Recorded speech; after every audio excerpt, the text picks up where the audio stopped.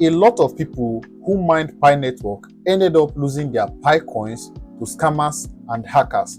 And even some of those that their coins are still locked for about 3, 4, or whatever years they set it to, will still end up losing the coins when it finally gets unlocked to them. If you go online, you see people complaining daily that their coins were sent to them, but it gets moved to an unknown wallet, a transaction that is not authorized. This is simply because these people do not understand Web3 security, and as such, they got their wallet compromised through phishing sites. That is why in today's video, we are going to be discussing Web3 security. This is a decentralized world. There is no customer support button to come and save you whenever you get frauded. So you need to understand Web3 security, understand the different ways that these scammers or these hackers can get to you, and as such, you know the best method to protect yourself. So make sure you stick with me on this journey. We are currently doing a 30 days Web3 class, and today is day 8 where we're talking about Web3 security. If you haven't watched our previous videos on Web3, what Web3 is all about, blockchain technology and the likes, go and check the playlist that this video is attached to if you are watching from YouTube, so you can start with us from the beginning and get to this level.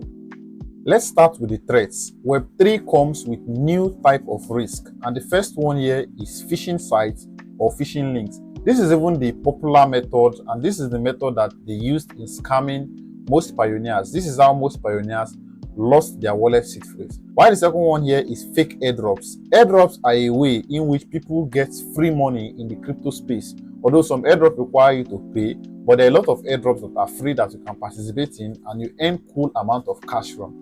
Hackers are also taking advantage of this to deploy fake airdrops, especially airdrops that will end up frauding you at the end of the day. We have rug pulls and even smart contract bugs. These are the ways you can protect yourself in this Web3 space. First of all, your crypto wallet is your digital vault. Once anyone gets access to your seed phrase or your private key, automatically it is game over. MetaMask, for instance, you can set up a password on your MetaMask on the app. You can set up a Face ID or a password depending on the phone you're using. And then if anyone takes hold of your phone, the person will not be able to access your wallet.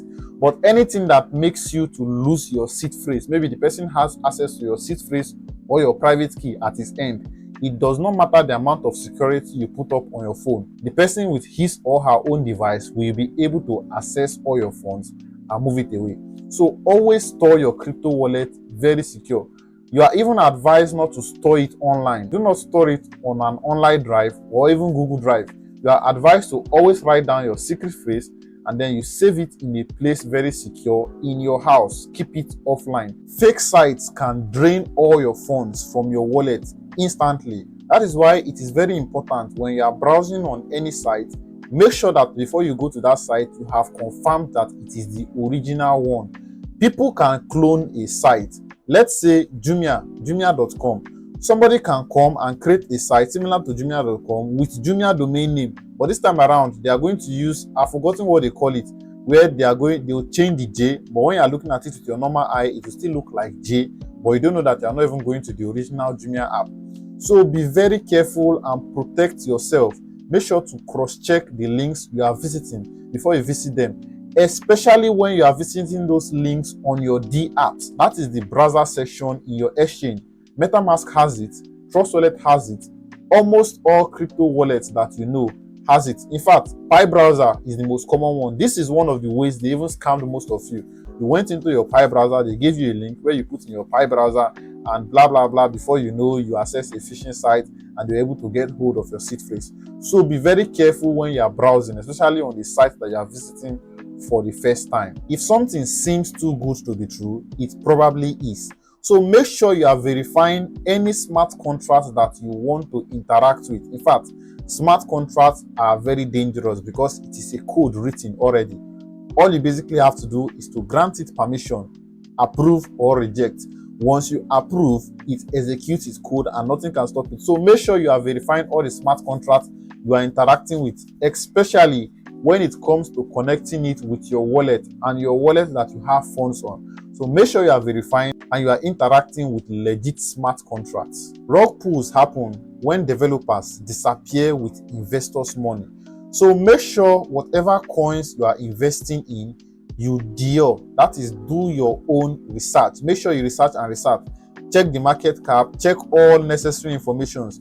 Use websites like CoinGecko, CoinMarketCap to research on the token. Avoid hyped projects, especially ones with no backings, no roadmap, no known founders, or especially ones that the liquidity is not locked. So you can go through all of this. I think CoinMarketCap shows these details. They even show you the wallet that is holding the highest amount of coins and other necessary details that you can research to keep yourself secure in the space. Now, these are the 4 best practices that you can use to secure yourself in this space. The first one is use hardware wallets. Hardware wallets are those wallets that you can purchase them. I think Jumia sells also. You can purchase on Jumia or you can purchase on Amazon. So it is the alternative to using wallets like Trust Wallet or MetaMask, which are online. This one, they will give you, sometimes it comes in form of like hard drive, something like that, or USB. So when you purchase it, it has its own seed phrase. You can store your crypto there and then you simply unplug it from your computer and keep somewhere safe. This is even the best way of storing your crypto, especially if you're storing for long term. Although if you don't have the money to purchase this, you can still stick with your MetaMask, Trust Wallet, or any of your decentralized Web3 wallets, provided you keep your seed phrase very secure.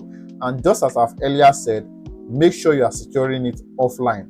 Write it on a piece of paper, keep it somewhere safe, and make sure you keep it somewhere that rats will not go and eat your seed phrase, because that one will really be painful. Secondly, don't click random links that you are not sure of. Don't click it. Always click links from a trusted source. And even when that trusted source gives you the link, you make sure to do your personal research on it first of all before you do the clicking. Thirdly, always keep your software up to date. Keep your software up to date. From time to time, these softwares that you use, they develop bugs or they develop some problems, or hackers find a bug on it, and these bugs, they use it to hack people. So from time to time, these softwares, they develop updates also. So as they are finding out bugs, they keep developing updates that is going to counter, or that is going to counter that bug. So always make sure your softwares are up to date. And then last and most important, do not trust. Always verify. In this Web3 space, security is your personal duty. If you do your due diligence, you are going to enjoy in this space. And that is all there is to it on today's video on Web3 security. In my next video, we are going to be discussing interoperability. That is how different blockchains connect and work together. So if you haven't subscribed to this channel, what are you doing now? Make sure you click the subscribe button. And then in case you want to stay in touch on my community, we currently have a Telegram community. You can use the link in the description box of this video to join and stay in touch. And make sure to drop a comment. Drop your comment in the comment section. I want to hear from you. Do you have anything to add or anything to take away from it? And that is basically it.